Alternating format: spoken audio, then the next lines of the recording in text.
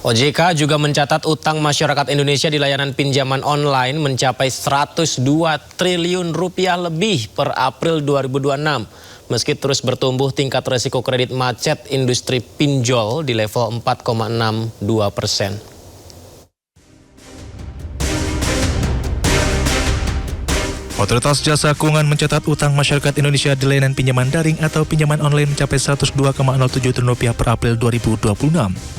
Nilai tersebut tumbuh 26,11% dibandingkan secara tahunan. Kepala Eksekutif Pengawas Lembaga Pembiayaan Perusahaan Modal Ventura, Lembaga Keuangan Mikro, dan Lembaga Jasa Keuangan lainnya OJK Agusman mengatakan, meski terus tumbuh, tingkat risiko kredit macet industri pinjol di level 4,62%. Angka tersebut tercermin dari tingkat wan prestasi lebih dari 90 hari atau TWP 90. Sementara itu, pada industri pinjaman daring atau PINDAR, outstanding pembiayaan pada April 2026 tumbuh 26,11% year on year dengan nominal sebesar 102,07 triliun rupiah. Tingkat risiko kredit macet secara agregat atau TWP 90 tercatat di posisi 4,62%. Selain pinjol, OJK mencatat piutang pembiayaan perusahaan pembiayaan atau multifinance mencapai 514,6 triliun rupiah pada April 2026 atau tumbuh 2,08% secara tahunan.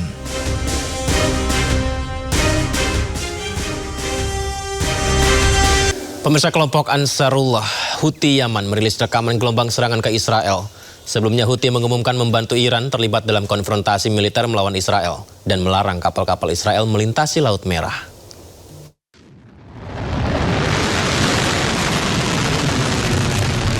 Gelombang serangan rudal diluncurkan kelompok Ansarullah Houthi Yaman. Serangan rudal Houthi menargetkan Israel. Houthi sebagai kelompok proksi Iran mengumumkan membela Iran untuk konfrontasi militer dengan Israel. Keputusan ini diambil Houthi setelah Iran saling serang dengan Israel akibat Israel melanggar gencatan senjata membombardir Lebanon.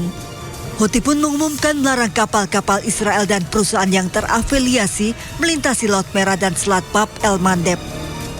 وفي هذا السياق تؤكد القوات المسلحة اليمنية على الآتي: أولاً، نعلن حظر الملاحة البحرية بشكل كامل وتام على العدو الإسرائيلي في البحر الأحمر، ونعتبر أن كل تحركات العدو أصبحت هدفاً عسكرياً لقواتنا المسلحة من لحظة إعلان هذا البيان. Kini Israel tidak hanya menghadapi serangan Iran namun juga digempur oleh proksi militer Iran Hizbullah di Lebanon dan Houthi di Yaman. Kelompok Houthi di Yaman mendukung operasi militer yang dilancarkan Iran terhadap Israel dengan meluncurkan sejumlah drone ke Israel. Sejumlah rekaman video menunjukkan militer Israel menangkap drone serangan dari Iran di kawasan Eilat, Israel di luar pantai Laut Merah. Usai drone berhasil dihancurkan di udara, tak lama sirine serangan pun berbunyi. Peluncuran drone ini diduga dilakukan oleh kelompok Houthi di Yaman yang didukung Iran. Kelompok Houthi mendukung Iran menembakkan rudal dan drone ke Israel untuk memperingatkan Israel agar tidak melakukan eskalasi lebih luas. Sementara itu, sistem pertahanan udara Israel berhasil mencegat pesawat nirawak drone milik pejuang Houthi Yaman di langit Eilat, Israel Selatan. Sirine peringatan juga berbunyi saat terjadinya serangan drone yang dilancarkan pejuang Houthi Yaman. Pemirsa, kepolisian menggelar rekonstruksi dalam kasus kekerasan terhadap anak di daycare Little Aresa, Yogyakarta. Reka ulang nyaris diwarnai kericuhan saat para orang tua korban yang emosi mencoba memukul para tersangka yang didatangkan ke lokasi.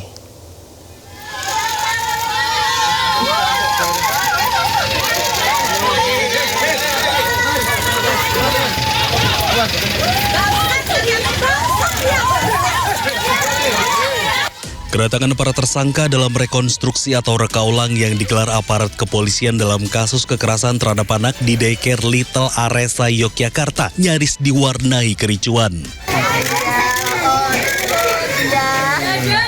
Orang tua korban yang emosi mencoba menerobos pengawalan polisi, mencoba memukul para tersangka saat keluar dari mobil tahanan. Orang tua korban berharap para tersangka dapat dihukum berat. Selain itu, para orang tua juga meminta 17 orang pengasuh lainnya juga ditetapkan sebagai tersangka. Ini harapan kami selaku orang tua dari para korban ini berharap tersangka yang sudah hadir pada hari ini bisa dijerat hukum yang seberat-beratnya dan kami selaku orang tua bisa mendapatkan keadilan. Khususnya di anak-anak kami yang masih sampai hari ini masih proses pendampingan secara psikologis, baik secara perilaku maupun secara sikap, baik itu perbuatan mungkin dari sikap anak-anak kami yang masih dalam proses pemulihan. Sebelumnya, aparat kepolisian telah menetapkan 13 orang dalam kasus kekerasan terhadap anak Daycare Little Aresa Yogyakarta. Dari jumlah tersebut, 11 orang merupakan pengasuh dan 2 lainnya merupakan kepala sekolah dan ketua yayasan. Dari Yogyakarta, Gunarto Farhan, iNews melaporkan. Kita ke kasus lain, terdakwa kasus Chromebook Nadiem Makarim hari ini jalani sidang replik. JPU menilai nota pembelaan terdakwa memutarbalikkan fakta. Jaksa penuntut umum atau JPU tanggapi nota pembelaan terdakwa kasus Chromebook Nadiem Makarim dalam sidang replik yang digelar di Pengadilan Tipikor Jakarta. Pihak JPU menilai nota pembelaan terdakwa tidak mampu menggoyahkan fakta-fakta hukum yang telah terungkap terang benderang di persidangan. Nota pembelaan yang disampaikan terdakwa Nadiem dinilai JPU memutarbalikkan fakta melalui tafsiran ulang fakta agar seolah-olah Nadiem tidak bersalah. Terdakwa yang kami hormati, hadiri sidang yang kami muliakan. Pertama-tama, bahwa bahwa pledoi dari tim penasihat hukum patutlah ditolak. Kenapa harus ditolak? Karena dalil-dalil atau konstruksi pembelaan yang disampaikan oleh para penasihat hukum itu terlalu lemah bagi kami. Kenapa bagi kami menganggap itu terlalu lemah? Pertama, terkait mereka menyatakan bahwa Nadiem tidak ada menstrea. Sedangkan berdasarkan fakta di persidangan bahwa pada tanggal 6 Juni tahun 2020 dalam tanggal rapat 6 Juni itu 6 Mei tahun 2020 dalam rapat tertutup 8 orang itu Nadiem secara jelas menyampaikan bahwa untuk pengadaan digitalisasi kita akan menggunakan Chromebook dengan mengatakan go ahead with Chromebook. Usai menjalani sidang replik, terdakwa kasus Chromebook Nadiem Makarim merasa sedih dan ada ketidakadilan. Nadiem mengatakan semua kebenaran yang disampaikan lewat fakta persidangan diabaikan. Saya sebagai orang awam ini merasa sidang itu kan harusnya tempat untuk mencari kebenaran. Harusnya kalau kita sudah menyediakan fakta, sesuatu sudah terbukti, harusnya dari kejaksaan malah mau menerima atau kalau tidak menerima menyodorkan bukti tandingan, bukti yang ada. Tapi sampai saat ini tidak terjadi itu. Dan replik ini seolah-olah 5 bulan sidang itu tidak terjadi. Jadi semua fakta-fakta yang sudah dibuktikan dalam persidangan sudah dijawab, itu diabaikan saja lalu dilanjutkan. Dan seperti yang Bang Zaid tadi bilang, malah lebih daripada mengabaikan bukti, narasinya berubah dari dakwaan. Jadi narasi yang tadi replik itu bukan narasi awal, sehingga sekarang ceritanya adalah mengenai white collar crime. Komisi Pemberantasan Korupsi tetapkan 4 tersangka dari hasil operasi tangkap tangan di Kabupaten Muara Enim, Sumatera Selatan. Penetapan tersangka berdasarkan gelar perkara yang dilakukan oleh KPK.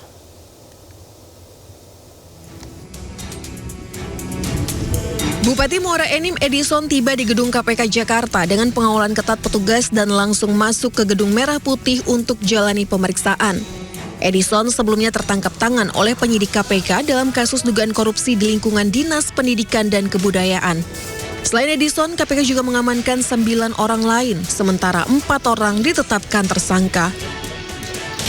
Kemudian dari penyidikan tersebut, KPK juga sudah menetapkan pihak-pihak sebagai tersangka, di mana dalam penyidikan ini ditetapkan 4 orang sebagai tersangka.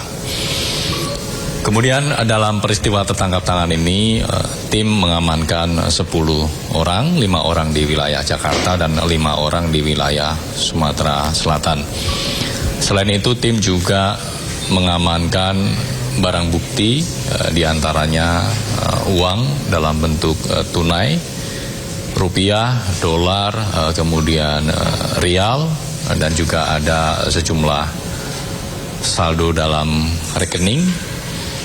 Karena memang beberapa rekening ini diduga digunakan sebagai penampungan terkait dengan dugaan penerimaan yang dilakukan oleh para oknum di pemerintah Kabupaten Muara Enim dari para pihak swasta, sehingga dilakukan pengamanan terhadap saldo-saldo dalam rekening tersebut. Total sekitar hampir 2 miliar yang diamankan oleh tim dalam rangkaian peristiwa tertangkap tangan ini. Sebelumnya, tim penyidik KPK menyegel sejumlah ruangan di lingkungan pemerintah Kabupaten Muara Enim, Sumatera Selatan. Selain itu, rumah dinas Bupati Muara Enim juga turut disegel penyidik. Tim Liputan iNews melaporkan. DPR resmi mengesahkan RUU Polri menjadi undang-undang. Salah satu poin penting yang diatur dalam Undang-Undang Polri baru adalah anggota Polri aktif bisa menduduki jabatan di institusi sipil. Pemerintah dan DPR menyepakati anggota Polri aktif tetap dapat menduduki jabatan di luar institusi kepolisian. Jadi selain jabatan yang berkaitan langsung dengan fungsi kepolisian, anggota Polri juga bisa ditempatkan di kementerian atau lembaga atas permintaan instansi terkait. Jadi selain itu substansi penting yang disepakati dalam RUU Polri adalah perubahan batas usia pensiun anggota polisi. Di aturan baru, Tamtama dan Bintara punya batas usia pensiun paling tinggi 59 tahun. Itu Tamtama dan Bintara ya, 59 tahun. Sementara perwira pertama, perwira menengah, perwira tinggi punya batas usia pensiun paling tinggi 60 tahun. Adapun bagi perwira tinggi bintang 4, usia pensiun ditetapkan paling tinggi 60 tahun dan dapat diperpanjang selama 1 tahun kalau di posisi perwira tinggi bintang 4. Ya, sementara dalam aturan sebelumnya seluruh anggota Polri punya batas usia pensiun itu paling tinggi 58. Usianya 58 tahun tanpa membedakan jenjang kepangkatan. Tapi di Undang-Undang Polri baru ini ada perbedaan jenjang kepangkatan ya. Usia pensiun paling tinggi 60 tahun. Yang berikut itu adalah mengenai penugasan Polri di luar struktur yang kita akan kembalikan kepada apa yang dibunyikan dalam Undang-Undang Dasar 1945 pasal 30 ayat 4 bahwa memang tugas Polri itu ada 3. Yang pertama adalah Harkamtipmas, jadi pemeliharaan ketertiban masyarakat. Yang kedua adalah perlindungan dan pelayanan terhadap masyarakat, dan yang ketiga adalah penegakan hukum. Itu yang kemudian kita rincikan pada bidang-bidang itu yang bisa sekali lagi dapat ditempatkan anggota Polri di situ. Dan berikut 8 poin utama dalam Undang-Undang Polri yang baru disahkan, pemirsa. 8 poin utama Undang-Undang Polri. Yang pertama, penegasan arah transformasi Polri yang profesional, transparan, integritas. 2, penguatan fungsi pengawasan dan keterbukaan teknologi informasi. 3, jaminan netralitas anggota Polri dan sistem pembinaan karir. 4, peningkatan kualitas pelayanan pelindungan masyarakat penegakan hukum. 5, pengaturan lebih ketat terkait penugasan anggota Polri di luar institusi. 6, penataan sistem pensiun yang lebih terukur. 7, penguatan kurikulum berbasis HAM, demokrasi dan pendekatan humanis. Kemudian 8, penguatan fungsi dan kedudukan Kompolnas sebagai lembaga pengawas internal Polri.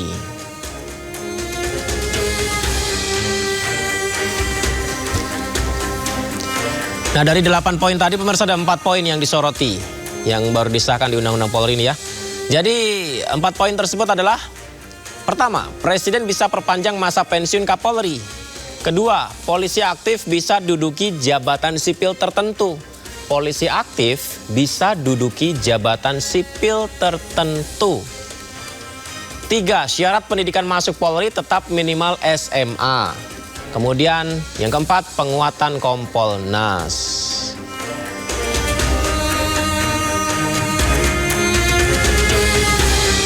Baik, semoga saja bisa mendorong tugas kepolisian Indonesia semakin baik ya.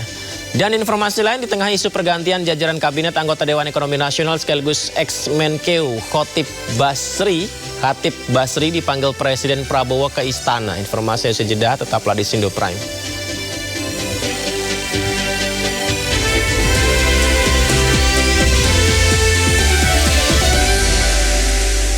Presiden Prabowo Subianto memanggil anggota Dewan Ekonomi Nasional Khatib Basri ke Istana Kepresidenan Jakarta Selasa sore. Jadi sore hari tadi pemirsa sekitar pukul 15.30 waktu Indonesia Barat. Jadi ini adalah Khatib Basri, Menteri Keuangan periode 2013-2014, datang di Kompleks Istana. Kehadiran Khatib Basri menyita perhatian lantaran beberapa waktu terakhir namanya santer disebut sebagai kandidat yang masuk dalam Kabinet Merah Putih. Terlebih Khatib diisukan masuk bursa calon Menteri Keuangan menggantikan Purbaya Yudhisa Dewa. Apa nama Bapak Santer akan masuk jadi masa? Iya, kabinet itu, bursa kabinet. Tanggapannya Pak gimana Pak? Nggak tahu. Awas sama jatuh Pak. Dia Pak, kalau minta Pak. Itu pulang dipercepat ke Indonesia emang ada kaitannya sama itu Pak? Ini berarti nanti pertemuannya sendiri atau bareng Pak Luhut juga Pak Khatib? Sama Pak Luhut bareng. Bareng, bukan empat mata. Lagi libur sekolah Bukan empat mata. Yang membahas ekonomi juga. Kan pemerintah itu. Pelemahan rupiah atau diminta masukan Pak? Wakil Ketua DPR RI Sufmi Dasko memanggil jajaran petinggi bank milik negara Himbara bersama pemerintah. Pertemuan ini untuk mengetahui dan mengevaluasi situasi perbankan saat ini. DPR panggil petinggi Bank Himbara. Pemirsa, dari penjelasan para petinggi bank Himbara, situasi perbankan nasional saat ini terbilang baik sebenarnya. Jadi datanya ini, pertumbuhan kredit rata-rata di bank itu tumbuh di kisaran 20%. Dana pihak ketiga tumbuh 20 hingga 30%. Nah, dengan kondisi data yang disebutkan ini, kinerja Himbara sebenarnya cukup baik sehingga tidak perlu muncul kekhawatiran. Berkoordinasi serta evaluasi terhadap situasi pada saat ini berkaitan dengan situasi perbankan di tanah air, di mana kami sudah kemudian mendapatkan informasi dari teman-teman. Di sebelah saya ada Pak Putrama selaku Ketua Himbara, kemudian ada Pak Ridwan dari Bank Mandiri, sebelah kiri ada Pak Eri Gunadi sebagai Ketua Perbankan Nasional. Kita kemudian tadi banyak bertukar pikiran mengenai situasi baik dari Himbara maupun perbankan nasional pada saat ini, yang berdasarkan hasil diskusi perkembangannya